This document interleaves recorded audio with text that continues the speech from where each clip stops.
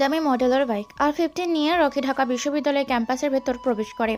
পরে তার সাদা কালারের টি শার্ট, কালো কালারের জিন্স প্যান্ট, ডান হাতে ড্রাগনের ট্যাটু করা, চোখে স্টাইলিশ চশমা, গলায় মোটে চেন। টি শার্টের ভেতর দিয়ে সিক্স প্যাক বডিটা ভালোই বোঝা যাচ্ছে। প্রায় অনেক ছেলে মেয়ে চেয়ে আছে রকির দিকে। কিছু ছেলের হিংসা হচ্ছে রকির প্রতি, আর কিছু মেয়ের মুখে রাগের আভা ফুটে উঠেছে, কারণ রকি তাদের বয়ফ্রেন্ডের থেকে বেশি সুন্দর। রকি বাইকটা পার্ক করে আশেপাশে তাকায়। অনেক মেয়ে তার দিকে ঘোর লাগা দৃষ্টিতে তাকিয়ে আছে। রকি মুচকি এসে মাথাটা উঁচু করে ক্লাসের উদ্দেশ্যে রওনা দেয়। ছেলেটা কে আর ভার্সিটিতে নতুন মনে হচ্ছে? এত স্টাইল করে ভার্সিটিতে আসার কি দরকার? ওর সম্পর্কে আমার সব ডিটেলস চাই। কথাটা বলে থামে নাহিদ। ভার্সিটির সভাপতির ছেলে নাহিদ। বড় ছোট সবার জন্য নাহিদ একটা আতঙ্ক। বড় ছোট সবাইকে র্যাক দেয় সে। এতক্ষণ বসে বসে রকির দিকেই তাকিয়েছিল সে, আর দেখছিল রকির অ্যাটিটিউড। প্রায় সব মেয়ের চেয়ে আছে রকির দিকে, যার জন্য নাহিদ রেগে যায়। তার বন্ধুদের কথাটা বলে। নাহিদ পকেট থেকে আরেকটা সিগারেট বের করে জ্বালায়, আর বিষাক্ত ধোঁয়াগুলো মুক্ত বাতাসে ছেড়ে দেয়। পেছন থেকে আরাপ নামের একটা ছেলে দৌড়ে এসে হাঁপাতে হাঁপাতে নাহিদের সামনে দাঁড়িয়ে বলতে থাকে, নাহিদ, নতুন ছেলেটার নাম রকি, 3য় বর্ষে পড়ে, আমাদের থেকে 1 ক্লাস নিচে। আরাফের কথা শুনে নাহিদ সিগারেট টানতে টানতে বলে, তাহলে তো বেশ ভালো হবে আমার, কারণ সে তো আমার জুনিয়র। নাহিদ, সামনে চেয়ে দেখ ভাই, একটা গরম মাল আসতেছে। সিয়ামের কথা শুনে নাহিদ ক্যাম্পাসের গেটের দিকে তাকায়। দেখে একটা মেয়ে আসতেছে। পরে তার হলুদ একটা জামা, চোখে স্টুডেন্ট চশমা, ব্যাগটা কাঁধে ঝুলিয়ে ক্যাম্পাসে প্রবেশ করছে। নাহিদ সিয়ামকে বলে, শ্যাম, মালটাকে ডাক দে তো। নাহিদের অনুমতি পেয়ে শ্যাম মেয়েটাকে ডাক দেয়। মিম মধ্যবিত্ত পরিবারের মেয়ে। তার বাবা সরকারি চাকরি করে। ছোট্ট একটা ভাই আছে, সে ক্লাস 9-এ পড়ে। মিমের ছোট থেকেই স্বপ্ন ঢাকা বিশ্ববিদ্যালয়ে পড়াশুনো করবে। তাই কলেজ পাশ করেই ভর্তি পরীক্ষা দিয়ে উত্তীর্ণ হয়ে প্রথম বর্ষে ভর্তি হয়। আজ তার ভার্সিটির প্রথম দিন। তাই হলুদ একটা জামা পরে ব্যাগ কাঁধে ঝুলিয়ে ক্যাম্পাসে ঢুকে পড়ে। ক্যাম্পাসটা খুবই সুন্দর আর বড়, তাই সে ঘুরে দেখছিল। তখনই পেছন থেকে কেউ এই হলদে পরি। কথাটা বলে জোরে ডাক দেয়। মিম চমকে উঠে পেছনে ফিরে তাকায়। দেখে বাইকের উপর আরাম করে বসে একটা ছেলে সিগারেট টানছে, আর 3টা ছেলে পাশে দাঁড়িয়ে আছে। মিম বুঝতে পারছে না কাকে ডাকছে হলদে পরি বলে, তাই সে আবারও ঘুরে দেখতে থাকে ক্যাম্পাসটা। কিন্তু আবার কেউ এই চোখে চশমা, হলুদ ড্রেস, তোমাকেই ডাকছি। কথাটা বলে ডাক দেয়। মিম আশেপাশে তাকিয়ে দেখে ক্যাম্পাসে এমন হলুদ ড্রেস সে ছাড়া আর কেউ পরেনি। তাই সে ছেলেগুলোর কাছে যেতে থাকে। মিম সবাইকে উদ্দেশ্য করে বলে, জি ভাইয়া, আমাকে এভাবে ডাকার কি কারণ? মিমের কথা শুনে নাহিদ হালকা করে ছোট্ট একটা হাসি দেয়। সিএম মিমকে বলে, মামুনি, কি ভার্সিটিতে নতুন এসেছো? মিম বুঝতে পারছে তার সাথে এমন কি হবে, তাই সে জবাব দেয়, জি ভাইয়া, প্রথম বর্ষে ভর্তি হয়েছি। আরাফ আমি নিজের জায়গা থেকে হালকা সরে এসে মিমের পাশে এসে দাঁড়িয়ে বলতে থাকি, তা মামুনি দেখতে তো খুব সুন্দর, রূপে তো আগুন ধরছে, তা সেই আগুনে পোড়ার একটু সুযোগ দাও আমাদের। মিম বুঝতে পারছে না কি বলছে। এগুলো কি সে প্রশ্ন করে? ভাইয়া কি বলছেন বুঝতে পারছি না। মিমের কথা শুনে নাহিদ বাইক থেকে নেমে সিগারেটের শেষ অংশটা জোরে একটা টান দিয়ে মুখের সমস্ত ধোঁয়াগুলো মিমের মুখের ওপর ছাড়ে। মিম জোরে জোরে কাশতে থাকে, যেন নিঃশ্বাস বন্ধ হয়ে যাবার উপক্রম। মিমের অবস্থা দেখে সবাই জোরে জোরে হাসতে থাকে। নাহিদ মিমের একেবারে কাছাকাছি চলে আসে। দুজনের নিঃশ্বাস দুজনের মুখে এসে পড়ছে। মিমের খারাপ লাগছে, তবুও নাহিদকে কিচ্ছু বলছে না। নাহিদ ডান হাত দিয়ে মিমের চুলের পিছনে চাপ দিয়ে ধরে, কানের কাছে মুখ নিয়ে বলতে থাকে, তোকে আমার পছন্দ হয়ে গেছে। তুই শুধু একটা রাত আমার বিছানাটা গরম করে দিবি। তোর এই রূপের আগুনে আমি নিজেকে পুরাতে চাই। নাহিদের কথাটা শেষ হবার সাথে সাথে মিম সামান্য দূরে যেয়ে নাহিদের বাম গালে কুশ একটা চড় মেরে চিৎকার করে বলে, তুই কি আমাকে সেসব মেয়েদের মতো পেয়েছিস যারা দেহ বিক্রি করে খায়? আমি কি পতিতা? এতই যদি মেয়েদের দেহের লোভ থাকে তাহলে পতিতালয়ে চলে যা। কথাটা বলে মিম থামে না, দৌড়ে ক্লাসের দিকে চলে যায়। আর নাহিদ সেখানে দাঁড়িয়ে দাঁড়িয়ে বাম হাত গালে দিয়ে ফুঁসতে থাকে। এই ছেলে, তুমি অনেকক্ষণ ধরে দেখছি বাইরের দিকে চেয়ে আসো। নতুন এসেছো আর এখনই ক্লাসে মনোযোগ নেই। বাইরে তাকিয়ে কি দেখো? কথা শুনে রাখি বাইরে থেকে দৃষ্টি সরিয়ে সামনে থাকা স্যারের দিকে তাকায়। তিনি রকিকে উদ্দেশ্য করে কথাটা বলেছেন। রকি এতক্ষণ বাইরে নাহিদের কর্মকাণ্ড দেখছিল আর আগে ফুঁসছিল। রকির ক্লাসের জানলা দিয়ে ভালো করে বোঝা যায়। সেখানে নাহিদরা বসে থাকে। রকি নিজের মাথাটাকে ঠান্ডা করে স্যারকে জবাব দেয়, স্যার, কিছু দেখছিলাম না, এমনি ভালো লাগতেছিল না, তাই বাইরের দিকে তাকিয়েছিলাম। স্যার চশমাটা ঠিক করে রকিকে বলে, নতুন জায়গায় প্রথম প্রথম এমন মনে হবে, আস্তে আস্তে ঠিক হয়ে যাবে। তা তুমি কোথা থেকে এসছো? রকি উত্তর দেয়, আমার নিজের কোনো শহর নেই। যেই শহরে পা রাখি ওইটাই আমার শহর হয়ে যায়। রকির এমন উত্তর শুনে সবাই অবাক। বলে কি ছেলেটা, নিজের কোনো নির্দিষ্ট শহর নেই? রাকি সবার দিকে চেয়ে ছোট্ট করে একটা মুচকি হাসি দেয়। স্যার ক্লাস সম্পূর্ণ করে বাইরে চলে যায়। অনেক স্টুডেন্ট রকির সাথে বন্ধুত্ব করতে আসে, কিন্তু রকি ধনী পরিবারের কারোর সাথে বন্ধুত্ব করতে চায় না। রকির দৃষ্টি যায় সবার লাস্ট বেঞ্চে বসে থাকা একটা ছেলের দিকে, যার পরনে ময়লা ঢিলে ঢালা সাদা কালারের শার্ট, চোখে মোটা ফ্রেমের চশমা, চুলগুলো খানিকটা বড়, মুখের দাড়িতে ভরে গিয়েছে, শরীরের রংটাও হালকা কালো। কিন্তু কেউ ছেলেটার পাশে বসছে না, কারণ ক্লাসের সবাই ধনী পরিবারের সন্তান, ভালো ভালো কাপড় জামা পরা, কিন্তু ছেলেটা গরিব, শরীরে নেই ভালো জামা কাপড়, তাই তার পাশে কেউ বসছে না। রকি নিজের সিট থেকে উঠে দাঁড়ায় আর ছেলেটার পাশে যেয়ে বসে। রকিকে দেখে ছেলেটা অবাক হয়ে যায়, কেননা যেখানে কোনো স্টুডেন্ট তার আশেপাশে বসে না, তার সাথে বন্ধুত্ব করে না, কিন্তু আজ হঠাৎ করে নতুন একটা ধনী পরিবারের ছেলে নিজ ইচ্ছায় তার পাশে বসেছে। এটা তো তার বিশ্বাস হচ্ছে না। রকি ছেলেটার হালকা উজ্জ্বল মুখটা দেখে মুচকি এসে বলে, নাম কি তোমার? ছেলেটা মাথা নিচু করে জবাব দেয়, আবির। আমরা কি ফ্রেন্ড হতে পারি? আমি রকি। বলের হাতটা বাড়িয়ে দেয় আবিরের দিকে। আবির অবাক হয়ে যায়। বলে কি ছেলেটা গরিব ছোট লোক একটা ছেলের সাথে ওর মতো স্মার্ট ছেলে ফ্রেন্ড হওয়ার জন্য হাত বাড়িয়ে দিয়েছে। বুঝতে পারছে না আবির কি করবে, তবুও ভদ্রতার জন্য আবির কাঁপতে থাকা হাতটা রকির সাথে মিলায়। রকি স্মিত হাসে। রকি কখনো ধনীদের পছন্দ করে না, গরিবের প্রতি তার নিজের একটা টান অনুভব করে, তাই সে গরিবের উপর অত্যাচার সহ্য করতে পারে না। রকি আবিরকে নিয়ে ক্লাস থেকে বের হয়ে আসে ক্যাম্পাসে, আম গাছের নিচে বসে পড়ে। আবির রকির সাথে কথা বলতে বলতে কেমন যেন একটা লজ্জা লজ্জা লাগছে। রকি আবিরকে প্রশ্ন করে, আবির, ওইখানে কতগুলো ছেলে বাইকের উপরে বসে থাকে, ওরা কারা? জানিস বা চিনিস তুই? আবির খুবই পরিচিত ছেলেগুলো, নাহিদ, সিয়াম, আরাব, শাকিন। আর ভার্সিটির প্রথম দিন থেকে আবিরকে র্যাক দেয়। আবির চায় না নাহিদের কাছে যাদের রকি র্যাক খায়, তাই সে সাবধান করার জন্য বলে দেয়, বাইকের ওপর আরাম করে যে বসে থাকে ওর নাম নাহিদ। এই ভার্সিটির সভাপতির ছেলে, খুবই খারাপ। ছোট বড় সবার জন্য একটা আতঙ্ক, কারণ সে প্রতিদিনই কারো না কারো সাথে র্যাগিং করে। আর পাশে যারা থাকে সবাই তার বন্ধু, বড়লোক ঘরের সন্তান, তাই ক্ষমতার জোরে এগুলো করে। তুই নাহিদের কাছ থেকে দূরে দূরে থাকবি। রকি হাসি থাকে আবিরের কথা শুনে আর বলতে থাকে, আবির, তুই হয়তো জানিস না আমি কে, আমার ক্ষমতা কতটুকু। তাই ওই নাহিদকে ভয় পাওয়ার কিছু নেই। হতে পারে আমার পরিচয় পেলে আমার সাথে এমন করবে না।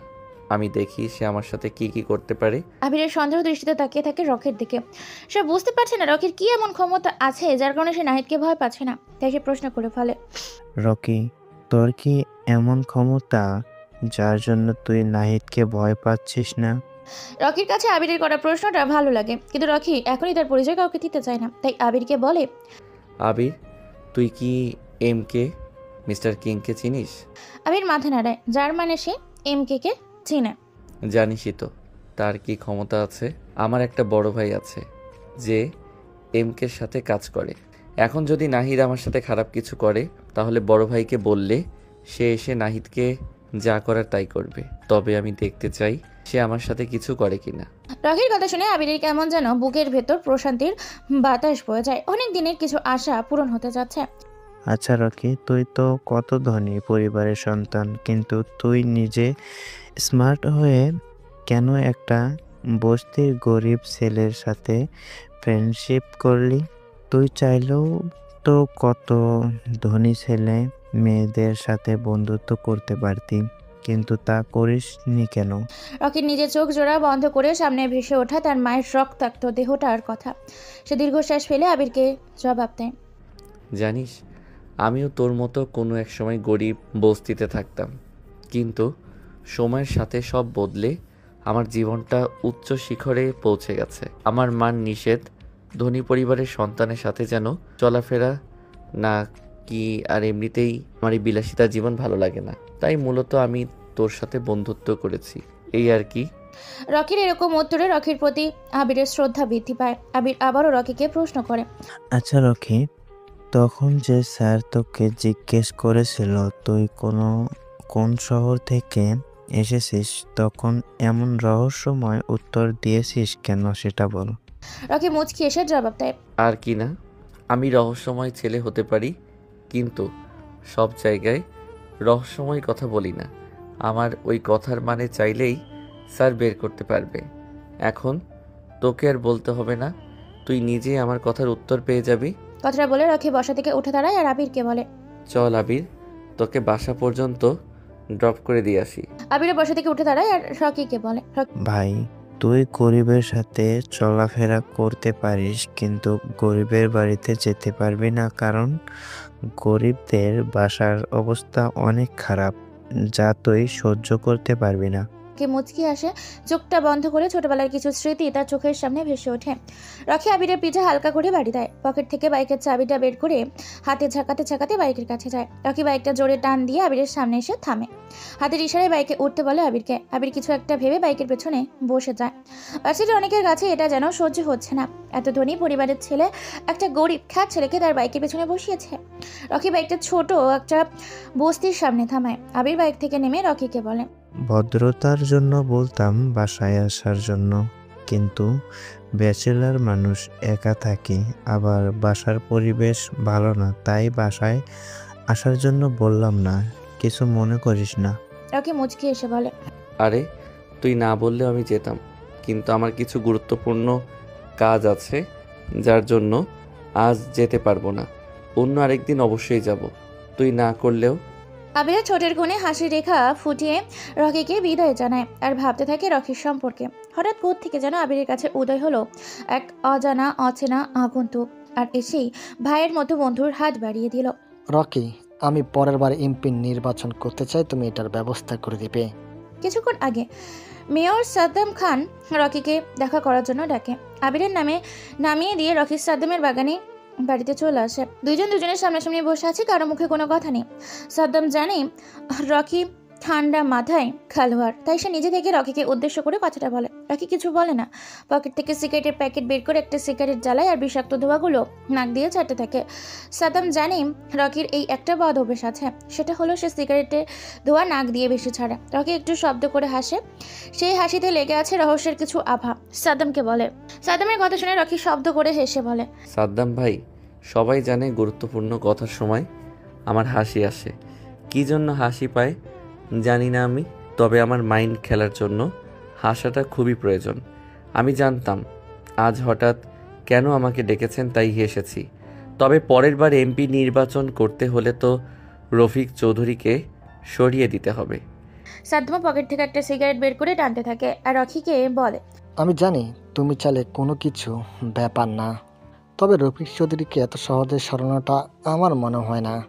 রকির কানে কথাটা বারবার বাজতে থাকে, তাই সে রেগে পাশে থাকা কাচের ফুলদানিটা ভেঙে ফেলে, জোরে চিৎকার করে বলে, এই রকির কাছে কোনো কিছু অসম্ভব নেই, আমি পারি, সব পারি।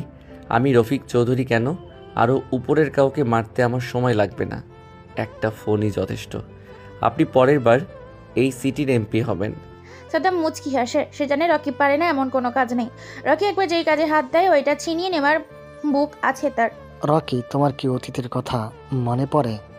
রকি চোখ জোড়া বন্ধ করে অতীতের কিছু ঘটনা তার চোখের সামনে ভেসে ওঠে। রকি চায় না অন্ধকার অতীতকে সামনে এসে সত্য ভবিষ্যৎকে নষ্ট করা, তাই সে বসা থেকে উঠে দাঁড়ায় আর সাদ্দামকে উদ্দেশ্য করে বলে, এই শহরে আমার পরিচয় আমি আর আপনি ছাড়া কেউ জানে না। আমি চাই না কেউ আমার সম্পর্কে কিছু জানুক, তাহলে কিন্তু পরেরটা আর নাই বা বললাম। আসি আমি, রাতে একটা মিশনে যেতে হবে।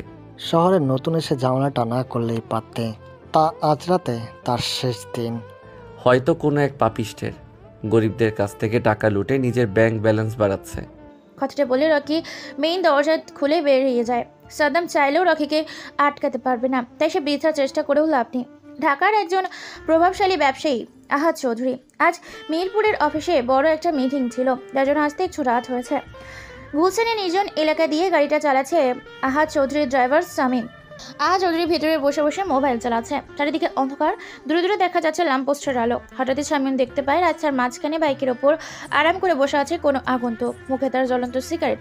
শামীম দূর থেকে গাড়ির হর্ন বাজায়, কিন্তু আগন্তুকটা বাইকের ওপর স্থির বসে আছে। শামীম রেগে গাড়িটা থামায়। আহাদ গম্ভীর গলায় বলে, শামীম, তাড়াতাড়ি গাড়ি চালাও, বাসায় যেতে হবে, অনেক রাত হয়েছে। তুমি এখন আবার গাড়ি থামালে কেন? শামীম জবাব দেয়, স্যার, সামনে কে যেন বাইক দাঁড়া করিয়ে বাইকের উপর বসে সিগারেট টানছে। গাড়ি থেকে নেমে দেখো, হয়তো মদ পান করে নেশায় ধরেছে তাই পাগলের মতো এখানে বসে আছে। শামীম গাড়ি থেকে নেমে আগন্তুককে উদ্দেশ্য করে বলে, এই কে তুই? মদ খেয়ে মাঝ রাস্তায় বাইকের উপর বসে মাতলাম করছিস? রাস্তা থেকে বাইকটা সরা তাড়াতাড়ি। কিন্তু আগন্তুকটা বাইকের ওপর স্থির হয়ে বসে সিগারেট টানছে। শামীম রেগে যায়, আগন্তুকের কাছে যায়। আগন্তুকের পরনে কালো মাফিয়া ড্রেস, কাটা মাস্কের জন্য মুখটা বোঝা যাচ্ছে না। শামীম আগন্তুকের কলার ধরতে যাবে, তখনই কোত্থেকে যেন স্পাইপারের বুলেট এসে শামীমের হাতে লাগে। শামীম জোরে চিৎকার করে দৌড়ে ছিটকে পড়ে। আগন্তুকটা এটা দেখে জোরে জোরে হাসতে থাকে। হঠাৎ বাইরে থেকে জোরে চিৎকারের আওয়াজ পেয়ে আহাদ গাড়ি থেকে নেমে আসে। শামীম নিচে বসে চিৎকার করে কান্না করছে। সামনে বাইকের ওপর আরাম করে বসে সিগারেট টানছে একটা কালো অভয়। আহাদ চিৎকার করে বলে, এই কে তুই? শামীমের হাতে গুলি করছিস কেন? আহাদ বাইকটা থেকে নেমে দাঁড়িয়ে বাম হাতে থাকা অর্ধেক সিগারেটটা টান দিয়ে নিচে ফেলে পা দিয়ে পিষে দেয়। আগন্তুকটা হাসতে থাকে আর বলতে থাকে, আমি কে? আমাকে তুই চিনবি না, কিন্তু আমি তোকে খুব ভালো করে চিনি।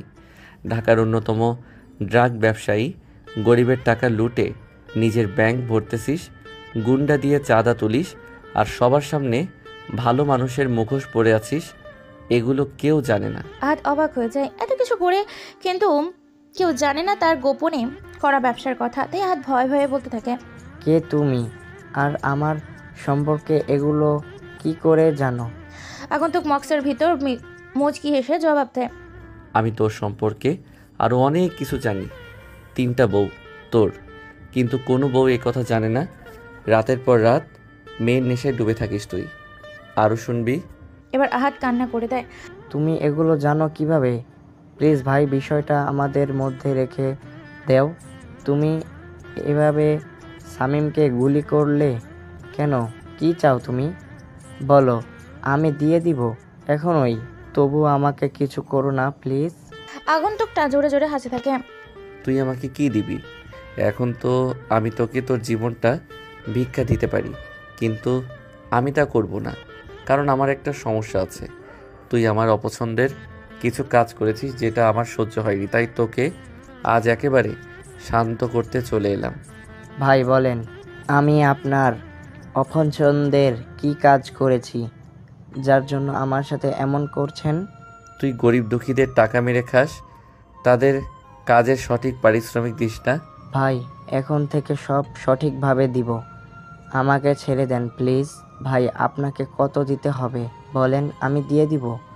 তবুও আমাকে প্রাণে মারবেন না প্লিজ। মনে আছে কিছু মাস আগের কথা?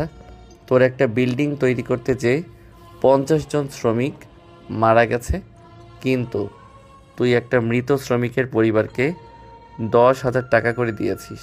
সেই গরিব শ্রমিকের জীবনের মূল্য কি 10,000 টাকা? বল আমাকে।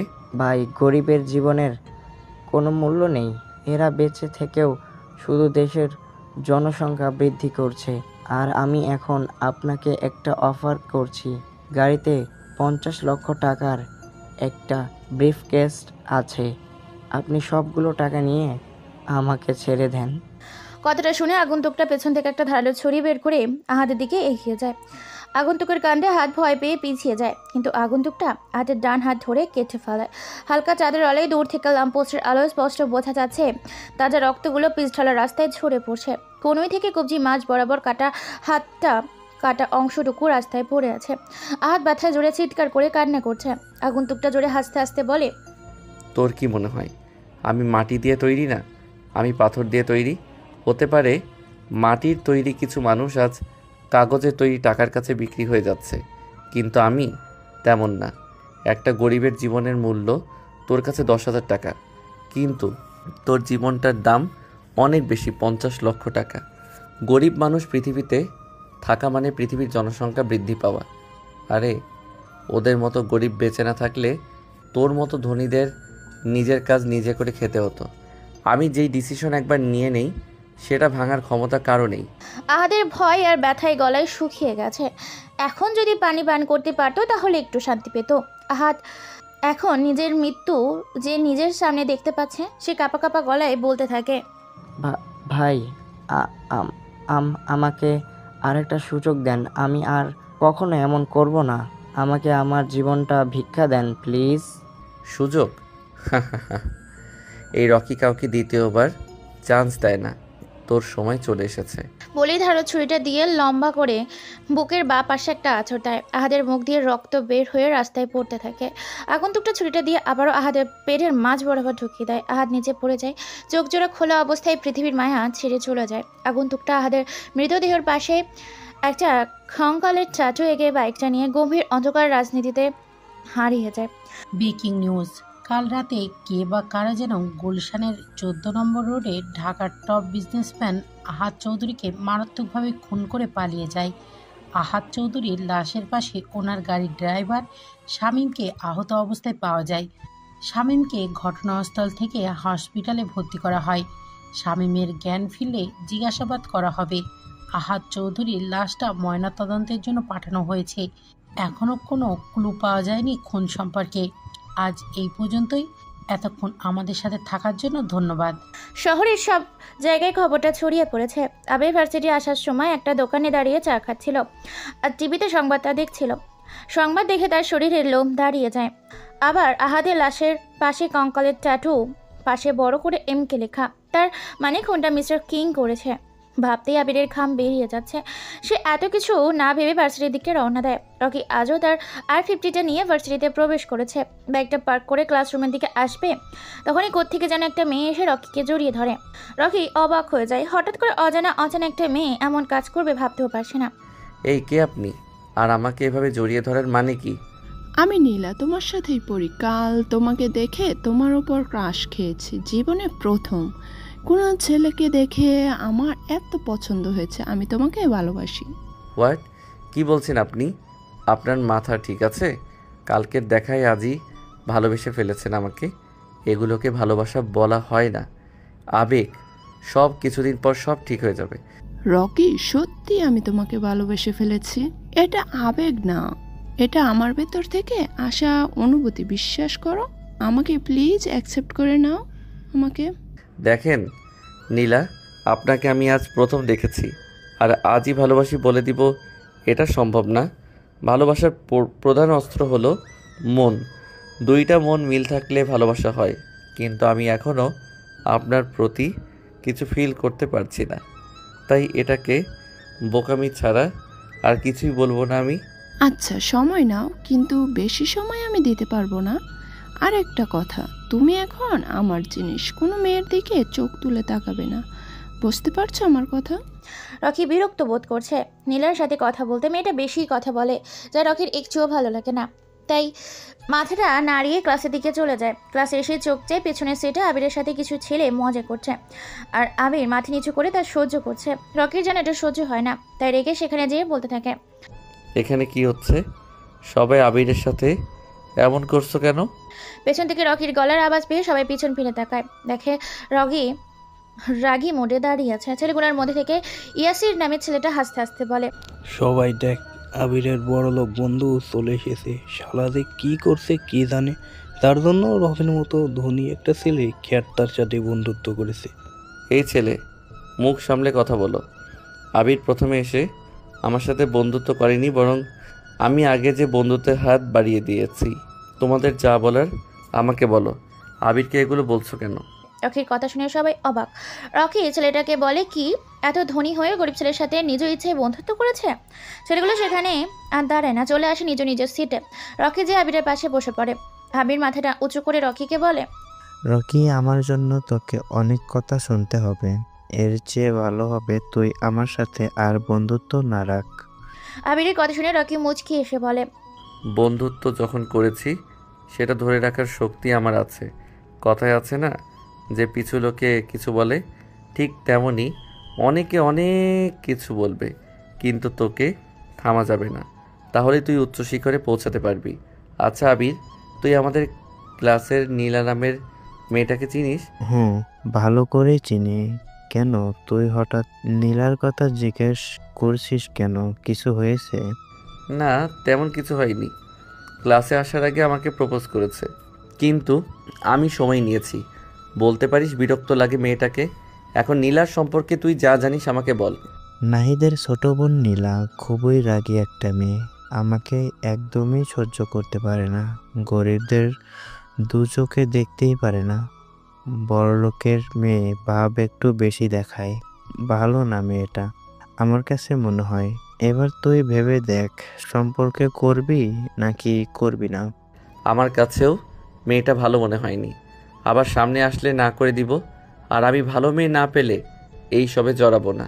আবির কিছু বলতে যাবে এর আগে ক্লাসের স্যার প্রবেশ করে, সবাই স্যারকে সম্মান জানায়। ক্লাস করাতে করাতে একসময় স্যার রকিকে প্রশ্ন করে, এই নতুন ছেলে রকি, তুমি দাঁড়াও।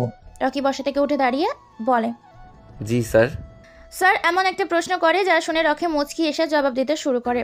আচ্ছা রকি, তুমি তো নতুন, তাহলে তোমাকে সহজ একটা প্রশ্ন জিজ্ঞেস করি। অনেকেই বলে ধনীরা নাকি গরিবের হক মেরে খায়, এই সম্পর্কে তোমার কি মতামত? তুমি নিজে থেকে ব্যাখ্যা করো। রকি স্যারের প্রশ্ন শুনে মুচকি আসে, কারণ প্রশ্নটার উত্তর তার জানা আছে। তাই সে বলতে থাকে, স্যার, সব ধনী লোক যে গরিবের কাছ থেকে তার হক মেরে খায় এটা আমি বলবো না, কারণ মানুষের মধ্যে ভালো খারাপ আছেই।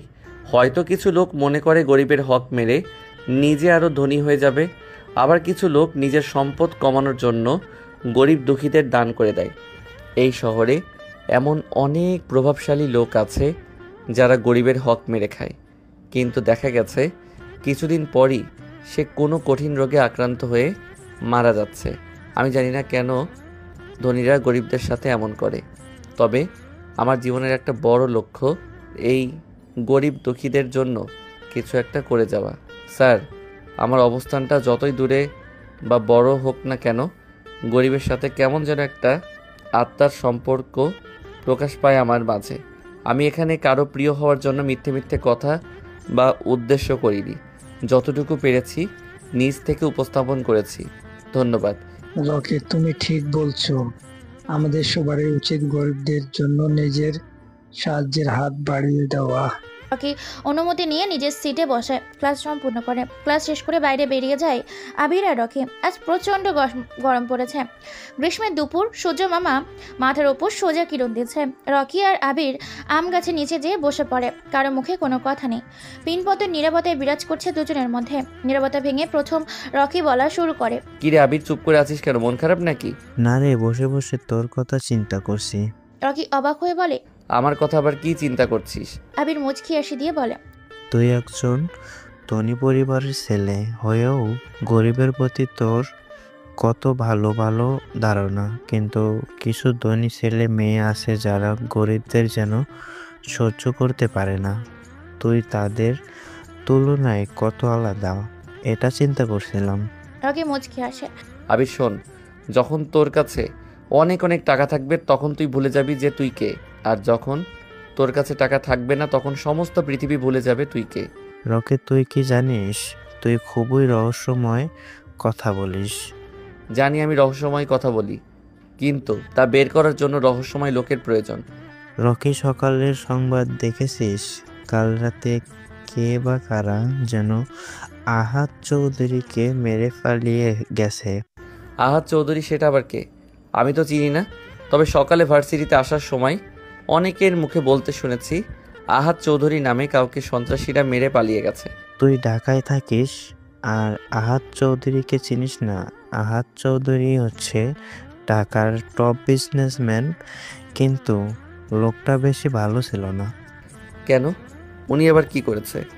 কিছুদিন আগে ওনার একটা বিল্ডিং ভেঙে 50 জনের মতো লোক মারা গেছে।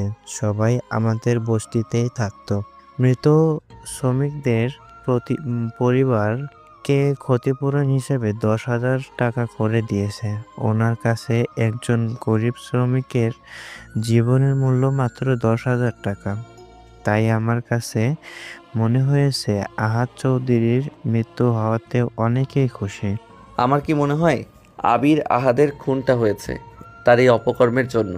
লোকটাকে দেখতে কেমন জানি খারাপ খারাপ মনে হয়। ঠিক বলেছিস তুই। রকি, দেখ সামনে তাকিয়ে নাহিদ ভাই আমাদের হাতের ইশারায় ডাকছে। চল আমরা এখান থেকে চলে যাই, নয়তো উনি কোনো না কোনো ঝামেলা করবে আমাদের সাথে। সিনিয়র বড় ভাই ডাকছে, এখন তো যেতেই হবে। যতই ঝামেলা করুক, চল আমার সাথে। কিরে আবির, কতক্ষণ ধরে তোদের ডাকতেছি, আসতে এত দেরি হলো কেন? আবির মাথাটা নিচু করে জবাব দেয়, ভাই হাতে ইশারায় ডাকছিলেন তো তাই বুঝতে পারছিলাম না কাকে ডাকছিলেন। দুঃখিত ভাই। বুঝতে পারছি। তা এই নতুন ছেলেটাকে ভার্সিটিতে নতুন এসেছে মনে হচ্ছে। জি ভাই, নতুন ভর্তি হয়েছে আমাদের সাথেই। এই তোর নাম কি? রিকিকে উদ্দেশ্য করে বলল। ভাই, ওর নাম রকি। আমি তোকে জিজ্ঞাসা করছি। আবির মাথাটা নিচু করে বলে, জি না ভাই। এই রকি, তুই আমাকে চিনিস? আমি কে? না ভাইয়া, আমি আপনাকে চিনি না। আর আমি তো কালকে মাত্র ভর্তি হয়েছি, কারোর সাথে তেমন পরিচয় হয়নি। তাই এবার আপনার পরিচয়টা দিয়ে দেন। আমি নিজের পরিচয় দিতে পছন্দ করি না। কিছু দিন ভার্সিটিতে ঘোরাঘুরি কর, এমনিতেই আমার পরিচয় পেয়ে যাবি। ভাইয়া, যদি কোনো গুরুত্বপূর্ণ কিছুর জন্য ডেকে থাকেন তাহলে বলেন, নয়তো আমরা চলে যাই। রকির কথা শুনে নাহিদ পকেট থেকে একটা সিগারেট বের করে জ্বালায় আর মুখের বিষাক্ত ধোঁয়াগুলো রকির মুখের ওপর ছেড়ে দিয়ে বলতে থাকে, বড় ভাই যখন ডাক দিয়েছি তখন সেটা গুরুত্বপূর্ণ কথা হতেই পারে। তো তাকে আমি আগামীকাল দেখছি। তুই ভার্সিটিতে এসে অনেক ভাব নিয়ে ঘোরাঘুরি করছিস, কালই বললাম, কিন্তু প্রথম দিন তাই কিছু বলিনি। আজ আবারও তুই একই ভুল করলি। কোনো ভার্সিটিতে এত ভাব ধরে আসতে হবে কেন? কাল থেকে যেন আমি আর এমন না দেখি। আজ সাবধান করে দিলাম, মনে থাকে যেন কথাটা। তোরা এখন যেতে পারিস। রকি বুকের ওপর ঝুলিয়ে রাখা চশমাটা ফু দিয়ে চোখে লাগিয়ে ভাপ নিয়ে বলতে থাকে, ক্যাম্পাসটা কারো বাবার না, যার যেমন ইচ্ছে সে সেইভাবে চলাবে। আর আমি কাল থেকে আরও বেশি করে ভাব নিয়ে ভার্সিটিতে আসবো। দেখি আপনি আমার কি করতে পারেন। কথাটা বলেই আবিরের হাতটা ধরে টানতে টানতে চলে আসে সেইখান থেকে। দেখছিস নাহিদ, ছেলেটা কেমন খারাপ, তোর সাথে কেমন ব্যবহার করে গেল। এটা কিন্তু মানা যায় না, কিছু একটা ব্যবস্থা করতে হবে। আমি দেখছি ব্যাপারটা, তোদের চিন্তা করতে হবে না। ওর সব ভাবনাও আমি বের করব। আবির আর রকি এসে আরাম করে আম গাছের নিচে বসে পড়ে। আবিরের চোখে ভয় বিরাজ করছে, কারণ নাহিদের সাথে কেউ খারাপ ব্যবহার করলে তার ফল ভালো হয় না। এখন যদি রকির এমন কিছু করে, এটা ভেবেই আবিরের বুক কেঁপে উঠছে। রকি, তুই নাহিদের সাথে এমন না করলেও পারতি। এর পরিণাম কিন্তু ভয়ঙ্কর হতে পারে, মনে রাখিস আমার কথাটা। রকি মুচকি এসে বলে, আবির, তোকে আগেই বলেছি, নাহিদ আমার কাছে কোনো ব্যাপার না, হাতের ময়লা। আর তুই এটা বল যে সামনে দিয়ে আসছে মেয়েটাকে। আবির সামনের দিকে চেয়ে দেখে নীল রঙের জামা পরে একটা মেয়ে এদিকেই আসছে, কিন্তু আবির মেয়েটাকে চিনতে পারছে না। আজই ভার্সিটিতে প্রথম দেখছে, তাই রকিকে বলে, রকি, মেয়েটা মনে হয় ক্যাম্পাসে নতুন, আগে তো কখনো দেখিনি। মেয়েটার চেহারায় একটা মায়া কাজ করে, কেমন যেন ইনোসেন্ট ভাব রয়েছে তার মধ্যে। কি ব্যাপার রকি, মেয়েটাকে দেখে প্রেমে পড়ে গেলি নাকি? আরে ধুর, আমি কি বলছি, মেয়েটাকে ভালোবাসি। প্রথম দেখা দেখি ভালোবাসা হয়ে যায়। তবে মেয়েটা দেখতে খারাপ না, আমার পছন্দ হয়েছে, এ সম্পর্কে আমার জানতেই হবে। আরে সমস্যা নেই, একই ভার্সিটিতে পড়ে যখন মেয়েটার সম্পর্কে সব জানা যাবে। আবির, আর ক্লাস করব না, চল কোথাও থেকে ঘুরে আসি। আরে ক্লাস ফাঁকি দিয়ে এখন ঘুরতে যাওয়া যাবে না। আবির চল আমার সাথে, ক্যাম্পাসে আর ভালো লাগছে না। বলে রকি তার বাইকটা নিয়ে আবিরের সামনে দাঁড়িয়ে বলে, উঠ, কাছে একটা জায়গায় যাব। রকি, ক্লাস ফাঁকি দিয়ে যাওয়াটা কি ঠিক হবে? আবির ওঠ বলতেছি, আমার কিন্তু রাগ হচ্ছে। রকি জোরাজুরিতে আবির বাইকের পেছনে বসে যায়। রকি বাইকটা চালিয়ে শহর থেকে একটু দূরে একটা লেকের পাড়ে দাঁড় করায়। বাইক থেকে নেমে আবির অবাক হয়ে যায় এমন একটা মনোরম পরিবেশ দেখে। সামনে একটা বড় ঝিল, আশেপাশে গাছপালা, হিমেল হাওয়া বয়ে যাচ্ছে চারিপাশে। এখানে এসে মনটা ভালো হয়ে গিয়েছে। তাই রকিকে উদ্দেশ্য করে বলে, রকি, জায়গাটা খুবই সুন্দর, কিন্তু তুই এমন জায়গার খোঁজ পেলে কিভাবে? আগেও আসছিস মনে হয়। রকি মুচকি এসে জবাব দেয়, আরে না, আমি আগে কখনো এখানে আসিনি। এই জায়গার নাম অনেক শুনেছি, তাই আসলাম তোকে নিয়ে। আবির আর রকি কিছুক্ষণ পর সেখান থেকে চলে আসে। আবিরকে নামিয়ে দিয়ে চলে যায় আসবে, তখনই রকির মোবাইল একটা কল আসে। রকি বাইকটা থামিয়ে পেছনের পকেট থেকে মোবাইলটা বের করে হাতে নিয়ে স্ক্রিনের ওপর সোহেল নামটা ভেসে উঠছে। রকি ফোনটা রিসিভ করে বলতে থাকে, সোহেল, ওই দিকের কি অবস্থা? বস, শালাকে ধরে এনেছি, এখন কি করব? আমার আস্তানায় নিয়ে বেঁধে রাখ, আমি আমার সময়ে চলে আসব। আজকে ঢাকার সবচেয়ে ধনী এবং ক্ষমতাশালী রাজনৈতিক নেতা আরিয়ান আহমেদকে ধরে আনার জন্য রকি কিছু ছেলে পাঠিয়েছে। আরিয়ান আহমেদকে ধরে আনার পর সোহেল নামের একটা ছেলে রকিকে ফোন দিয়ে জানায়। রকি মুচকি এসে বাইকটা স্টার্ট দেয়। সময় রাত 11:45। রকি BMW নিয়ে তার পুরনো আস্তানার সামনে দাঁড়িয়ে আছে। বাইরে হালকা বৃষ্টি পড়ছে। একজন ছেলের হাতে একটা ছাতা নিয়ে রকির গেট খুলে দেয়। রকি প্রবেশ করে, তার পা জোড়া বের করে প্রথম মাথাটা বের করে।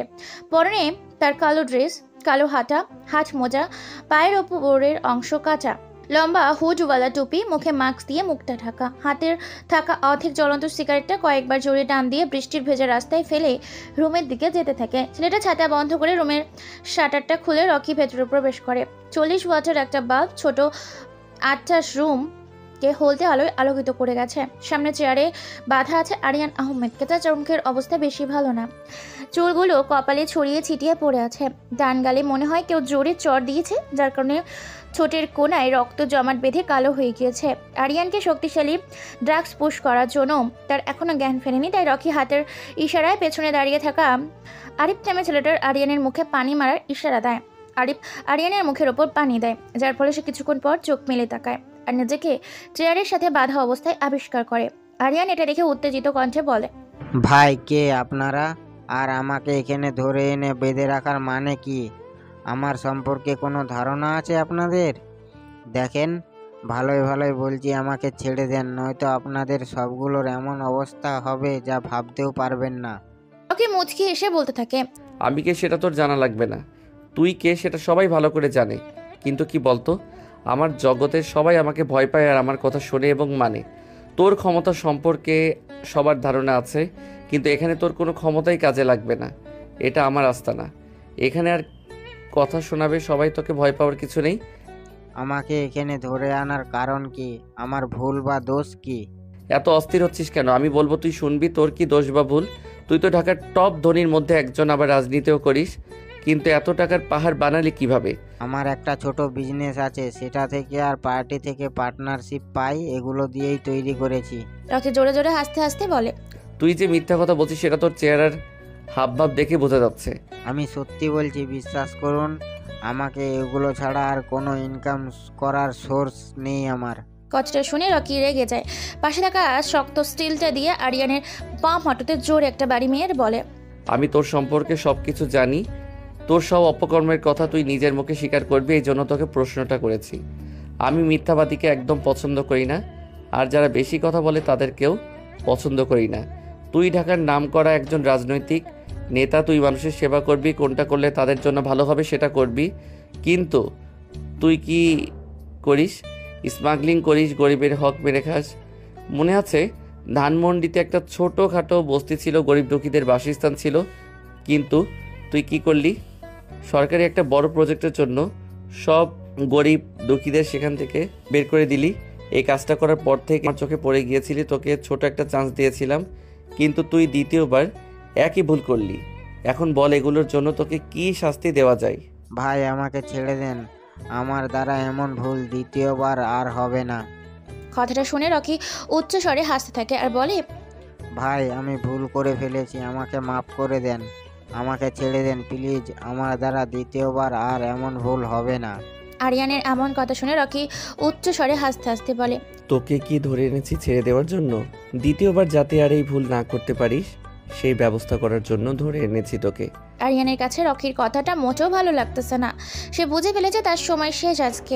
সামনে ভয়ঙ্কর রকিকে দেখেই বোঝা যাচ্ছে আরিয়ানের মৃত্যু যেন এখন মাথার ওপর, আর কিছুক্ষণ তারপরে চিরদিনের জন্য নিথর হয়ে যাওয়া। আরিয়ান ভয় কাতর চেহারা নিয়ে করুণ কণ্ঠে বলে, ভাই আমাকে ছেড়ে দেন, আমি এই বস্তিটা আবার ওদের ফিরিয়ে দেব, প্লিজ বিশ্বাস করেন আমাকে। আরিয়ান তোকে একটা গল্প শোনাই। শহরে গরিব একটা ছেলে ছিল যার বাবা মা কেউ নেই, পৃথিবীতে সে এতিম। ছেলেটা তার পেটের ক্ষুধা মেটানোর জন্য ছোট একটা চা স্টলে প্লাস হোটেলে কাজ করত। তার কাজ ছিল টেবিল পরিষ্কার করা, প্রতিটা টেবিলে যে খাবার সার্ভ করা। কিন্তু হঠাৎ করে একদিন ছেলেটা কাস্টমারকে পানি দিতে যেয়ে কারোর সাথে ধাক্কা লেগে গেলে হাতের গ্লাসটা সেই লোকটার উপরে পড়ে। গ্লাসের পুরো পানিটা লোকটার শার্টের উপরে পড়ার কারণে সে ছেলেটাকে কষে 3টা চড় দেয় আর খারাপ ভাষা বলে গালি দিতে থাকে। মৃত মা বাবাকে গালি দেওয়ায় ছেলেটা তা সহ্য করতে না পেরে নিচে পড়ে থাকা ভাঙা অর্ধেক গ্লাসটা দিয়ে লোকটার গলায় চালিয়ে দেয়। দোকানের মালিক ভয় পেয়ে যায় এটা দেখে, তাই সে পুলিশকে ফোন দিয়ে ছোট ছেলেটাকে ধরিয়ে দেয়। কথাটা শুনে থামে রকি। সামনে থাকা টেবিলের ওপর সিগারেটের প্যাকেটটা হাতে নিয়ে তার থেকে একটা সিগারেট বের করে নিজের ঠোঁটে চাপে। জ্বলন্ত সিগারেট যেন রকির ঠোঁট জোড়া পুড়ে যাচ্ছে, তবুও তার থেমে নেই, এক মনে সিগারেট টানছে। রকি এবার একটু রহস্যময়ী হয়ে বলে ওঠে। আরিয়ান, আমার গল্পটা শুনে কি তোর কিছু মনে পড়ছে?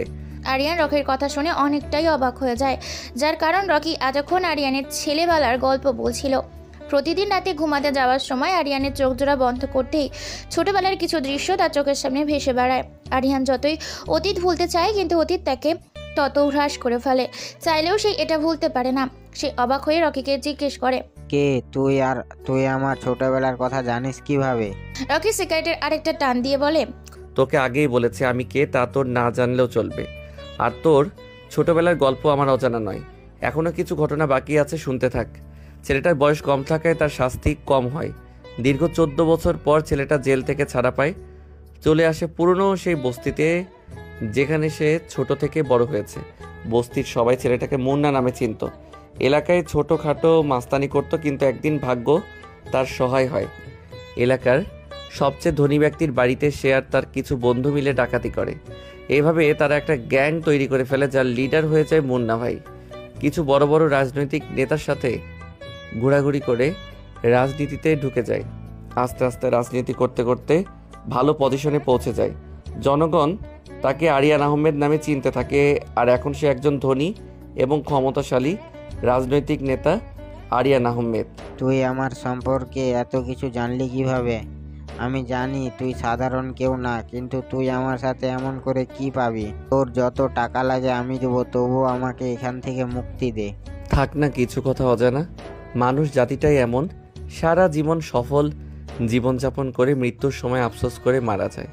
তোর ভুল একটাই, তুই গরিব দুঃখীদের প্রতি অবিচার আর অত্যাচার করিস। তোর অনেক টাকা হয়ে গেছে। অর্থ মানুষকে পিশাচ করে তোলে, আবার অর্থই মানুষকে মহৎ করে তোলে। তুই তোর নামটা ভালো জায়গায় নিয়ে গেলি না। এখন তোর জীবন বাঁচাতে তোর টাকা ক্ষমতা কোনোটাই কাজে আসবে না। দয়া করে আমাকে ছেড়ে দাও। আমি এখন থেকে গরিব দুঃখীদের প্রতি অবিচার আর অত্যাচার করব না। হি হি হি, আমি কাউকে দ্বিতীয়বার সুযোগ দেই না। আর পৃথিবীতে খারাপ মানুষ রেখে লাভ নেই।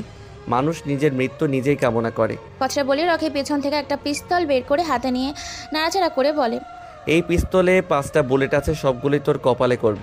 আরিয়ানের চেয়ারের সাথে হেলান দিয়ে বসে আছে। চরম অসহায়ত্ব ফুটে উঠেছে তার চেহারায় চাহনিতে। আরিয়ান বিশ্বাসই করতে পারছে না যে আজ তার এই পৃথিবীতে শেষ দিন। মাথাটা নিচু করে হাত দুটোর দিকে তাকায়। এই 2 হাত দিয়ে কতই না মানুষকে হত্যা করেছে সে। আরিয়ানের মৃত্যুর কথা বারবার ঝুঁকছে। জীবনের এই শেষ বেলায় সে নিজের অপরাধ নিয়েও চিন্তিত। নিচু গলায় রকিকে উদ্দেশ্য করে বলে, আকাশ সমান আমার অপরাধ, তবুও তোমার কাছে আমার আরতি। তোমার দয়া আমার জন্য সম্ভাবনা হিসেবে, শুধু শাস্তি আমার পাওনা। আরিয়ানের এমন আবেগী কথায় রকির মন একটুও নরম হয় না। পিস্তলটা সোজা কপাল বরাবর তাক করে আরিয়ানকে কিছু বলতে পারে না। এর আগেই রকির পিস্তলে সিগারেট চাপ দেয়। 100 ডিগ্রি সেলসিয়াস তাপমাত্রায় গরম বুলেট আরিয়ানের কপালটা ভেদ করে চলে যায়। কপাল থেকে তাজা রক্ত বের হচ্ছে। আরিয়ান প্রবল ভয় আর অস্থিরতা গ্রাস করছে। মৃত্যুকে এত কাছ থেকে দেখছে। আরিয়ানের এমন অবস্থা দেখে রকি করে হেসে বলে, মরণের কষ্ট কেমন লাগে আরিয়ান? দেখ কত নিষ্পাপ মানুষ খুন করেছিস তুই। আরিয়ানের শ্বাস ভারী হয়ে আসছে। মুখটা হা করে কি যেন বলতে চাইছে। সবার আগ্রহ তার দিকে। আওয়াজ থেমে গেছে, মুখটা বন্ধ হয়ে এলো। আরিয়ানের বিশ্ব কাঁপানো একটা দেখ তুলে ছলে পড়লো চেয়ারের সাথে। তার প্রাণ পাখি তখন আকাশের পথে। রকি চেয়ার থেকে উঠে দাঁড়ায়। হাতের সিগারেটটা শেষ হয়ে গিয়েছে, সেটা মাটিতে ফেলে দেয়। রুমের শাটারের দিকে যেতে থাকে। তখনই পেছন থেকে সোহেল বলে, বস, শালাকে কোথায় ফেলে রেখে দিব? ঢাকা বিশ্ববিদ্যালয়ের মেইন গেটের সামনে আর পাশে MK আর কঙ্কালের ট্যাটু আঁকতে ভুলবি না। আচ্ছা বস। রকি সেখানে আর দাঁড়ায় না, বাইরে চলে আসে। বৃষ্টিতে এখন কমে গিয়েছে, তাই সে নিজে হেঁটে গাড়িতে যেয়ে উঠে। রাতের আধারে মিলিয়ে যায়। আজ সকালে ঢাকা বিশ্ববিদ্যালয়ের মেন গেটের সামনে থেকে ঢাকার সবচেয়ে ধনী এবং ক্ষমতাশালী রাজনৈতিক নেতা আরিয়ান আহমেদের মৃতদেহ পাওয়া গেছে। 2 দিনের 2টা ক্ষমতাশালী ব্যক্তির মৃতদেহ পাওয়া গেছে।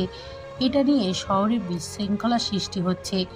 পুলিশের ধারণা বাংলাদেশের মাফিয়া কিং MK এই খুন 2টা করিয়েছে।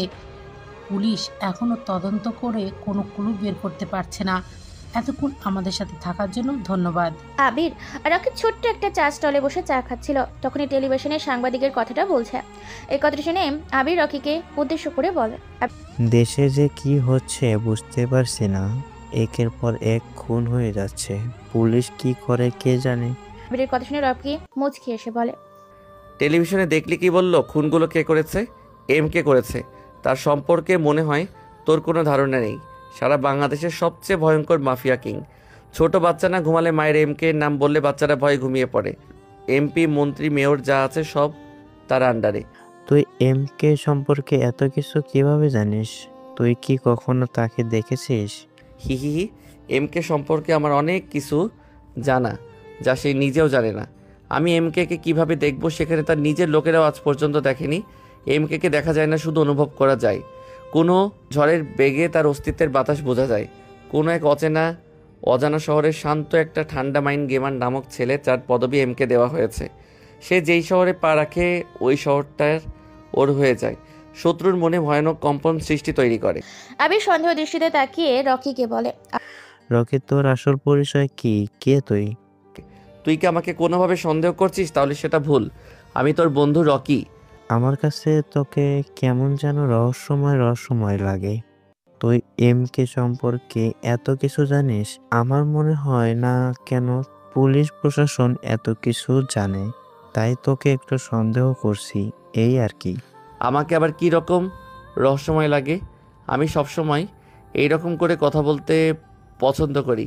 আর এমকে সম্পর্কে এত কিছু জানি আমার এক বড় ভাইয়ের কাছ থেকে। আমাকে সন্দেহ করার কোনো মানেই হয় না।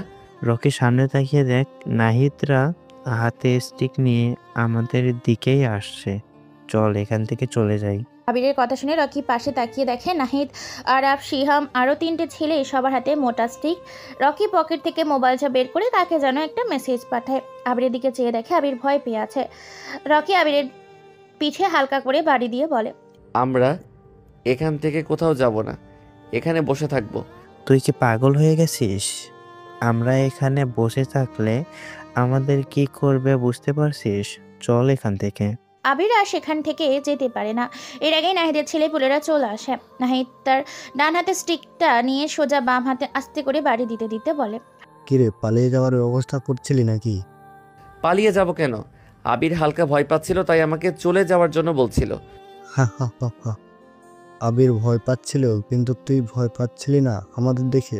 রকি মুচকি এসে বলে, তোমাদের ভয় পাওয়ার কি আছে যার জন্য ভয় পাবো? কালকে তো খুব ভাব নিয়ে বলে গিয়েছিলি আমরা কথা শুনবি না। আজ এর উপযুক্ত শাস্তি দেব। তোকে দেখাবো বড় বড় কথা কোথায় যায়। এত 4-5টা ছেলে নিয়ে আমাকে মারার জন্য চলে এসেছো? হি হি হি। এরা আমাকে মারবে, হাসি পাচ্ছে আমার। নাইস স্টিক দিয়ে রকির বাম পায়ে চড়ে একটা বাড়ি মারে। রকি নিচে পড়ে যায়, কিন্তু ব্যথায় কোনো চিৎকার করছে না। চোখ জোড়া বন্ধ করে ব্যথাটা সহ্য করে নেয়। নাহিদ রকির শার্টের কলার ধরে উঠায়, মুখের কাছে মুখ নিয়ে বলতে থাকে, কিরে, কেমন ব্যথা করে? একটু চিৎকার কর, আমার মনটা যে একটু শান্তি পায়। তোকে মারার জন্য আমি একাই যথেষ্ট, কিন্তু ওদের এনেছি আমার ক্ষমতা দেখানোর জন্য। হি হি হি হি। আমি এতটাই দুর্বল না যে তোর মতো ছেলে আমাকে মেরে দিবে। আর কিছুক্ষণ অপেক্ষা কর, আমার ক্ষমতা দেখিয়ে দিব। তোর ক্ষমতা? হা হা হা হা। এই ক্যাম্পাসে শুধু আমার রাজত্ব চলে, তোর কোনো ক্ষমতা আজ কাজে লাগবে না। কথাটা বলে নাহিদ আবারও রকিকে ডান পায়ে বাড়ি মারে। রকি কিচ্ছু বলে না। এই ব্যথা যেন তার কাছে কোনো কিছুই না। নাহিদের কাছে রকির এই নীরব ভঙ্গি কেন যেন ভালো লাগতেছে না। তাই সে উঁচু স্বরে বলতে থাকে, এই কুত্তার বাচ্চা, তুই চিৎকার করছিস না কেন? কি দিয়ে তৈরি তোর শরীর? এত জোরে জোরে বাড়ি মারছি, তোর কেন প্রতিক্রিয়া নেই? রকি কিছু বলে না, মুচকি হাসে। নাহিদ আবারও রকির শার্টের কলার ধরে উঠিয়ে কিছু বলতে যাবে, তখনই ক্যাম্পাসের গেট দিয়ে 3টা ব্ল্যাক কালারের গাড়ি আর পেছনে 4টা বাইক নিয়ে কিছু ছেলে পুলে প্রবেশ করে। প্রথম গাড়ি থেকে একটা ছেলে নামে, পরনে জিন্সের জ্যাকেট, মাথায় কালো একটা রুমাল বাঁধা, মুখে জ্বলন্ত সিগারেট। পেছনের গাড়িগুলো থেকে এরকম অনেক ছেলে নেমে আসে, রকিদের কাছে আসতে থাকে। এতক্ষণে ভার্সিটিতে অনেক স্টুডেন্ট জমে গিয়েছে। ছেলেগুলোকে দেখে নাহিদ বোকার মতো চেয়ে আছে, আর রকি জোরে জোরে হাসতে থাকে। প্রথম গাড়ি থেকে নামা আরাফাত নামের ছেলেটা এসে পকেট থেকে একটা সিগারেট বের করে আর একটা সিগারেট রকির ঠোঁটে দেয়। লাইটার দিয়ে সিগারেটের আগুন লাগায়। রকি সিগারেটটা আনতে থাকে। আম গাছের নিচের পাকা মিনারের ওপর আরাম করে বসে। সবাই অবাক হয়ে চেয়ে আছে।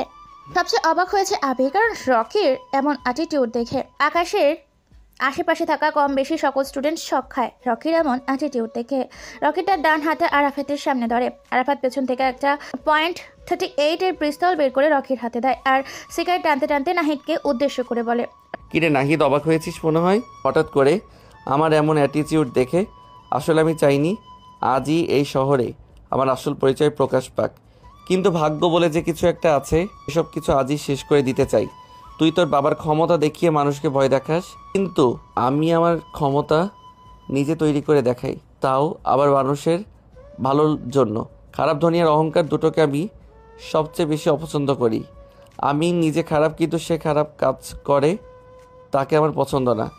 আমি কে তুই হয়তো চিনিস না। MK নাম শুনেছিস কখনো? আমি সেই mafia king, godfather in Bangladesh. রকির কথা শুনে নাহিদ ভয় পেয়ে যায় আর বলে রকির এমন কথা শুনে নাহিদ ভয় পেয়ে যায়। রকির পা জোড়া জড়িয়ে ধরে বলে, ভাই আমি আপনাকে চিনতে পারিনি, আমার ভুল হয়ে গেছে, প্লিজ ভাই আমাকে মাফ করে দেন। রাখি তার জ্বলন্ত সিগারেটটা নাহিদের ডান হাতে চেপে ধরে। নাহিদ ভয়ে ও ব্যথায় জোরে চিৎকার দিয়ে ওঠে। এটা দেখে রহিত চোখে, কিরে কেমন লাগে জ্বলন্ত আগুনের ছ্যাঁকা? আমাকে মারা এত সহজ না। আমি তোকে আজ মারবো না, কারণ মশা মেরে হাত কালো করার কোনো প্রশ্নই আসে না। 2টা স্টিক আর 5-6টা ছেলে নিয়ে বখাটেদের মতো মাস্তানি করা যায়, কিন্তু মাফিয়া কিং হওয়া যায় না। মাফিয়া কিং হতে হলে বখাটে নয়, মাইন্ড গেম খেলতে হবে। মাফিয়া জগৎটাই এমন হয়, মরো নয়তো শত্রুকে মারো। এখানে যে যত বেশি ভালো করে মাইন্ড গেম খেলতে পারবে সে ততক্ষণ বেঁচে থাকতে পারবে। নাহি তুই আমাকে চিনবি কিভাবে? আমি তো কখনো নিজের আসল পরিচয় নিয়ে মানুষের সামনে আসি না। তোকে আজ মাফ করে দিব, তবে তুই গরিবদের দেখতে পারিস না, এই জন্য ছোট একটা শাস্তির ব্যবস্থা আছে। ভাই আমি আপনার সম্পর্কে প্রকাশিত নোবেল থেকে জেনেছি আপনি অনেক ভয়ানক। আপনার চোখের ইশারায় মানুষের গলা পড়ে যায়। প্লিজ ভাই আমাকে প্রাণে মারবেন না, আমি আপনার সব শাস্তি মানতে রাজি আছি। রকির হাতটা সামনের দিকে বাড়ায়। একটা ছেলে রকির হাতে স্টিলটা দেয়। রকি স্টিকটা হাতে নিয়ে নিজের পড়ে থাকা নাহিদের ডান পায়ে জোরে একটা বাড়ি মারে। নাহিদ জোরে চিৎকার করে, কিন্তু নাহিদকে বাঁচাতে কেউ আসে না। রকি হাসতে হাসতে বলে, কিরে স্টিকের বাড়ি কেমন লাগে? ভাই আমাকে আর মারবেন না, আমার অনেক বড় ভুল হয়ে গিয়েছে, আমার দ্বারা এমন ভুল আর কখনো হবে না, আমাকে ছেড়ে দেন প্লিজ, আমি কারোর সাথে এমন করব না। রকি নাহিদকে আরো কিছু বলে। আবিরের কাছে যেয়ে বলে, আবির তুই এমন ভয় পেয়ে আছিস কেন? আবির ভয় কাতর চেহারা নিয়ে করুণ কণ্ঠে বলে, ভাই আমিও আপনাকে চিনতে পারিনি, আপনার সাথে না বুঝে কত কিছু বলে ফেলেছি, আমাকে মাফ করবেন প্লিজ। আবির তুই আমার বন্ধু, ভার্সিটিতে এসে প্রথম তোর সাথে বন্ধুত্ব করেছি। তোর মধ্যে ভালো গুণ রয়েছে যা ভার্সিটির কারো মধ্যে নেই। আমার আসল পরিচয়টা আরও আগেই তোকে বলতাম, কিন্তু কোনো এক অজানা কারণে সেটার বলা হয়নি। আজ আমাকে যেতে হবে, তোর সাথে আবার দেখা হবে। রকি কথাটা বলে ব্ল্যাক কালারের গাড়িতে যেয়ে বসে পড়ে। ক্যাম্পাসের কম বেশি সবাই রকির প্রতি ভয়ের সৃষ্টি হয়েছে। রকি গাড়িটা স্টার্ট দিয়ে মোবাইলে একটা কল আসে। মোবাইল স্ক্রিনে স্পষ্ট বোঝা যাচ্ছে সাদ্দাম। রকি মুচকি এসে মোবাইলটা কানে লাগায়। ফোনের ওই পাশ থেকে সাদ্দাম গম্ভীর গলায় বলতে থাকে, রকি তুমি আমার সাথে দেখা করবে, সেটাও আবার রাত্রে? রকি একটু ভাবে যে সাদ্দাম ভাই তো কখনো ফোন দিয়ে দেখা করার জন্য ডাকে না, তাহলে আজ কি হলো। রকি সাদ্দামকে জিজ্ঞেস করে, সাদ্দাম ভাই আপনি তো কখনো ফোন দিয়ে দেখা করার জন্য আমাকে ডাকেন না, তাহলে আজ হঠাৎ এমন করে নিয়ম ভাঙার কারণ কি? ফোনের ওই পাশ থেকে সাদ্দাম হাসতে হাসতে বলে, রকি আজ তোমার আর আমার জীবনের একটা গুরুত্বপূর্ণ দিন। আজ আমাদের দেখা করাটা বেশি জরুরি, তাই ফোন করে ডাকলাম তোমাকে। রকি হালকা অবাক হয়, কারণ সাদ্দাম আজ রহস্যময় কথা বলছে যা রকি নিজেও ব্যাখ্যা করতে পারছে না। সে জিজ্ঞেস করে, সাদ্দাম ভাই আজ আপনি এমন রহস্যময় কথা বলছেন কেন? জীবনের গুরুত্বপূর্ণ দিন মানে বুঝতে পারছি না। সবসময় দেখে আসছি তুমি রহস্যময় কথা বলো, যার ব্যাখ্যা আমি নিজেও করতে পারি না। আজ না হয় আমি রহস্যময় কথা বললাম, তুমি তার ব্যাখ্যা বের করে চলে আসো। কোথায় দেখা করতে হবে? সেই আগের জায়গায়, যেখানে থাকবে না কোনো তৃতীয় ব্যক্তির আগমন। কথা হবে তোমার আর আমার, চলে এসো। তোমার জন্য সারপ্রাইজ আছে যা তুমি কল্পনা করতে পারবে না। রকি কিছু বলতে যাবে, এর আগেই সাদ্দাম ওই পাশ থেকে ফোনটা কেটে দেয়। রকি বুঝতে পারছে না তার সাথে কি হতে চলেছে, তাই সে গাড়ির স্টিয়ারিং এর দিকে মন দেয়। সময় রাতটা 11:30। রকি তার ব্ল্যাক কালারের R50 V3টা নিয়ে সাদ্দামের দেওয়া জায়গায় যাচ্ছে। শহর থেকে খানিকটা দূরে জায়গাটা। রাস্তার অবস্থা বেশি একটা ভালো না। রকি বাইকের আলোয় স্পষ্ট বোঝা যাচ্ছে কিছু গাড়ি এখান দিয়ে গিয়েছে। গাড়ির চাকার ছাপ এখনও স্পষ্ট বোঝা যাচ্ছে। রকি দেখতে পাচ্ছে কিছু দূরে কয়েকটা গাড়ি দাঁড়িয়ে আছে, একটা গাড়ির লাইট জ্বলছে, যার গাড়ির সামনে জায়গাটা বোঝাই যাচ্ছে। রকি বাইকটি এসে থামে সেই গাড়িগুলোর কাছে। আশেপাশে সারি সারি গাছ, পাশে বড় একটা রাস্তা, তার পাশে ছোটোখাটো একটা পুকুর। চাঁদের আলো এসে পুকুরে পড়ছে আর পুকুরের আলো প্রতিফলিত হয়ে জায়গাটা আলোকিত করছে। রকি পরিবেশের অবস্থা দেখে সামনের চেয়ারে বসে থাকা সাদ্দামের কাছে যায়। সাদ্দাম একটা চেয়ারে বসে আছে, সামনে একটা ছোট্ট টেবিল, ওপাশে একটা চেয়ার। রকি যে খালি চেয়ারে পায়ের ওপর পা তুলে আরাম করে বসে। কারো মুখে কোনো কথা নেই, দুজনের মধ্যে নীরবতা বিরাজ করছে। নীরবতা ভেঙে প্রথমে রকি বলে, সাদ্দাম ভাই এখানে ডাকার কি কারণ? সাদ্দাম রকির দিকে ভালো করে চেয়ে দেখে। শরীরে বড় একটা কালো কোট, মাথায় বড় হুডিওয়ালা টুপি, মুখে কিছু নেই, শুধু বোঝা যায় সাদা মুখে কালো চাপদারি। সাদ্দাম টেবিলের ওপর রাখা সিগারেটের প্যাকেট থেকে একটা সিগারেট বের করে ঠোঁটে চাপে। লাইটার দিয়ে সিগারেটের আগুন লাগায় জোরে একটা টান দিয়ে। সিগারেটের প্যাকেটটা লাইটারটা রকির দিকে ঠেলে মারে। সাদ্দাম মুচকি এসে বলে, রকি, তোমাকে আজ অনেক কারণে ডাকা হয়েছে, কথাগুলো শুনতে নিজেকে প্রস্তুত করো। রকি তার সামনে থেকে সিগারেটের প্যাকেট থেকে একটা সিগারেট বের করে জ্বালায়। জোরে একটা টান দিয়ে বিষাক্ত ধোঁয়াগুলো উপরের দিকে ছেড়ে বলতে থাকে, রকি কথা শুনতে নিজের সবসময় প্রস্তুত রাখে, নয়তো এখনো পর্যন্ত আসতে পারতো। আপনি বলতে পারেন কি বলতে চান, আমি শুনতে প্রস্তুত। রকি, তোমার নাক দিয়ে সিগারেটের ধোঁয়া ছাড়ার অভ্যাস আর খেলো না। আচ্ছা, তুমি আমাকে এটা বলো যে আমার এমপি নির্বাচন করার ব্যবস্থা তুমি কি করলে? রকি আবারও নাক দিয়ে ধোঁয়া ছাড়তে ছাড়তে বলে, আমি এখন যে কথাটা বলবো আপনি নিজেকে প্রস্তুত করে নেন কথাটা শোনার জন্য। রকি, তোমার সাথে থাকতে থাকতে তোমার মতো হয়ে গেছি, তুমি বলো। সাদ্দাম ভাই আপনি এমপি নির্বাচন করতে পারবেন না। কথাটা শুনে সাদ্দাম জোরে জোরে হাসতে থাকে আর বলে, আমি জানতাম তুমি এমনই কিছু একটা বলবে। রকি ভ্রু কুচকে বলে, আমি এমন কিছু বলবো এটা আপনি জানতেন কি করে? নিজের বাবাকে কেউ কি নিজের হাতে মারতে পারে? এমন সৎ সাহস তো কারণেই। ঠিক বললাম তো আমি? রকি অবাক হয়ে যায় সাদ্দামের মুখে এমন কথা শুনে। রকি ভাবতে থাকে কিভাবে এটা সম্ভব, তাই সে প্রশ্ন করে, সাদ্দাম ভাই আপনি এগুলো কি বলছেন? রফিক চৌধুরী আমার বাবা হতে যাবে কেন? উনি ভালো মানুষ আর গরিব দুঃখীদের পাশে থাকে, ভালো রাজনীতি করে, তাই তাকে আমি তার সম্মানিত চেয়ার থেকে উঠাতে পারবো না। রকি, তোমার কি ছোটবেলার কথা মনে পড়ে? কোথায় ছিলে ছোট একটা বসতিতে থাকতে তোমার অসুস্থ মাকে নিয়ে? আর আজ আমি তোমাকে কোথায় নিয়ে এসেছি। চাইলে আমি মাফিয়া কিং হতে পারতাম, আমি তা করিনি। সে ছোট টোকায় ছেলেটাকে রাস্তার থেকে তুলে এনে বানিয়ে দিলাম মাফিয়া কিং। আর আজ সে আমার হয়ে কাজ করছে না, আমার কথা শুনছে না। তাহলে এতে লাভ কি আমার? দেখেন সাদ্দাম ভাই আপনার উপকারের কথা আমার মনে আছে, কিন্তু একজন ভালো মানুষকে আমি মারতে পারবো না। এখন যদি এটা করে আমি আপনার কথা অমান্য করি তাহলে এতে আমার কিছু করার নেই।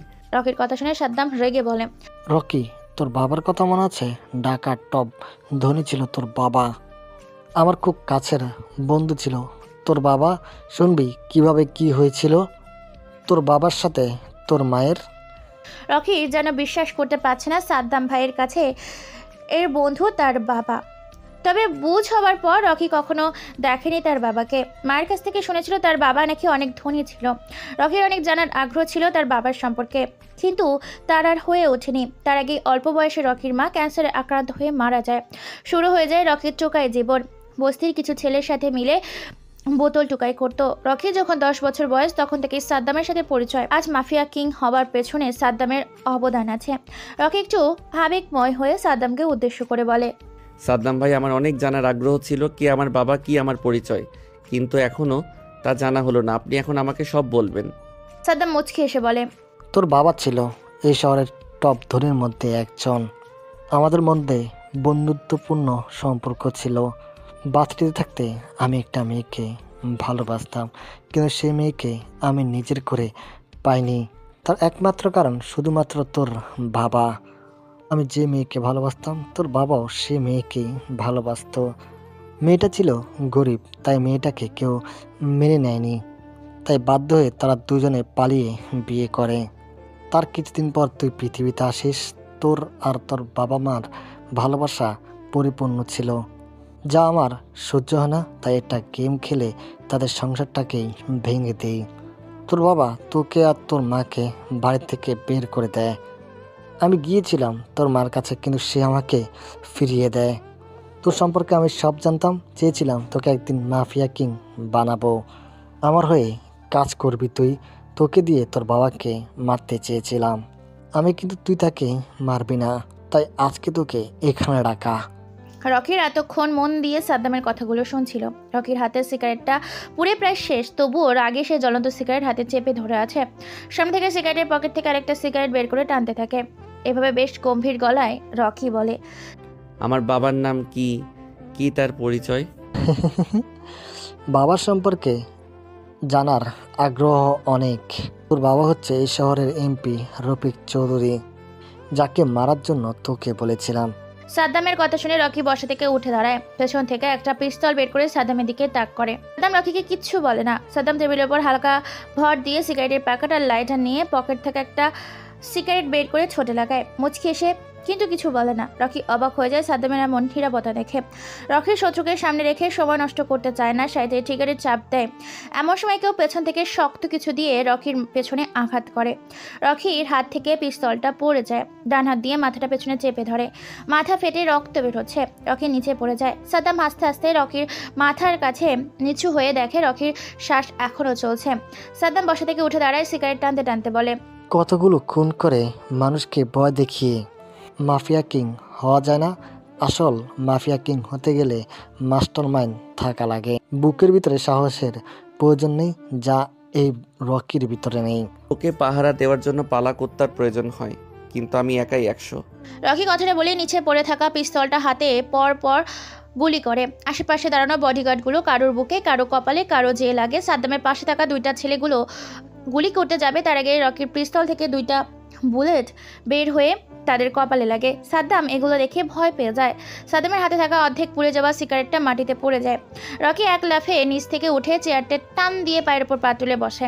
একটা সিগারেট জ্বালায়। সিগারেটের বিষাক্ত ধোঁয়াগুলো নাক দিয়ে ছাড়তে থাকে। রকি দেখ, সবাইকে শেষ করতে পারলো, আমাকে তুই কিছুই করতে পারবি না, কারণ তোকে আমি এতটুকু পর্যন্ত নিয়ে এসেছি। তুই আমাকে মারবি না। সাদ্দাম যেন কথাটা শেষ করতে পারছে না। এর আগেই রকি একটা গুলি করে। বুলেটটা যেয়ে সাদ্দামের ডান পায়ে লাগে। সাদ্দাম ব্যথায় চিৎকার করে ওঠে। রকি হাসতে হাসতে বলে, মাইন্ড গেম তুই খেলতে পারিসনি। তুই আমাকে নিয়ে মাইন্ড গেম খেলতে যে আমার মাইন্ড গেমের গুটি হয়ে গিয়েছিস। আমার মা মরার আগে বলে গিয়েছিল, একটা বেঈমান আমাদের সুখের সংসার ধ্বংস করে দিয়েছে, তার নাম সাদ্দাম খান, ঢাকার ছোট একটা রাজনৈতিক দলের লিডার। তখন বেঈমানকে এটা বুঝিনি, শুধু সাদ্দাম নামটা মনে রেখেছি। পৃথিবীর যেখানেই থাকুক তাকে খুঁজে বের করে মারাটা আমার টার্গেট ছিল। কিন্তু 10 বছর বয়সেই তোর সাথে দেখা চেয়েছিলাম, সেখানেই তোকে মেরে দিব। আমি তা করিনি। তোর একটা অফারের কথা শুনে নিজের মাইন্ডটাকে শান্ত করে মাস্টার মাইন্ড গেম খেলতে থাকি। আমি যার হাতে তৈরি তাকে আজ নিজ হাতে মারবো, আমার মায়ের মৃত্যুর প্রতিশোধ নিব। রকি, তুই আমাকে মারতে পারবি না, কারণ তোর একটা দুর্বল জিনিস আমার কাছে আছে। যার হারানোর কিছু নেই তার ব্যাপারে সতর্ক থাক। আমার দুর্বল কোনো জিনিস নেই। মনে করে দেখ, বাসরির একটা মেয়ে, নাম মনে হয় মিম। পছন্দ করিস মেয়েটাকে? মেয়েটা তোকে চিনাও না। রকি মেয়েটার কথা চিন্তা করে। সাদ্দামের দেওয়া অফারে রাজি হয়ে যায়। মিম কোথায় সেটা বল, তারপর তোকে ছেড়ে দিব। সাদ্দাম নিচ থেকে উঠে কষ্ট করে উঠে দাঁড়িয়ে মুচকি হেসে রকিকে বলে, কথাটা বলার জন্য ধন্যবাদ, তবে রকি বেইমানি করতে একটু বেশি পছন্দ করে, তাই তো দেয়া অফারটা নিয়ে তাকে ক্রেডিট না দিয়ে বিদায় করে দিব। কথাটা বলে রকি আরেকটা গুলি করে। বুলেটটা যেয়ে সোদা সাদ্দামের কপাল বরাবর লাগে। সাদ্দাম নিচে পড়ে যায়। কপাল দিয়ে তার রক্ত পড়তে থাকে। পরিবেশটা যেন থমকে আছে। আশেপাশে ঝিঝি পোকার ডাক। হিমেল হাওয়ায় বয়ে যাচ্ছে। চাঁদের আলোয় রাতটা আরও বেশি মোহনীয় করে তুলেছে। রকি ব্ল্যাক কালারের গাড়ির দরজাটা খুলে দেখে ভেতরে মুখ হাত পা বাঁধা অবস্থায় পড়ে আছে মিম। মিমকে পাজাগোলা করে তুলে নিয়ে রকি তার বাইকে বসায়।